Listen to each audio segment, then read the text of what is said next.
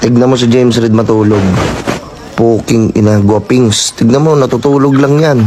Ang gwapo. Si Coco Martin naman. Tignan nyo kung gaano kagwapo, natutulog lang.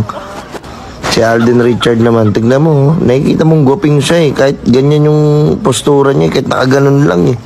Ang gwapo pa rin oh. Enrique Hill, tignan natin paano siya matulog. Tignan mo, ang sarap halikan ng mga labi niya.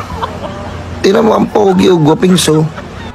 Si Joshua Garcia naman, natutulog na lang, ang pogi-pogi pa.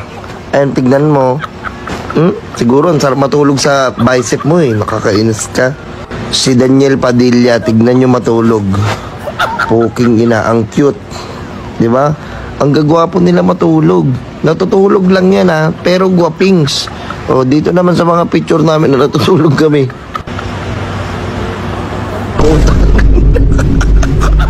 Ang unfair ng mundo. Tignan mo, ba't ako pag ako natutulog, mukhang burat ako. Nakanganga pa.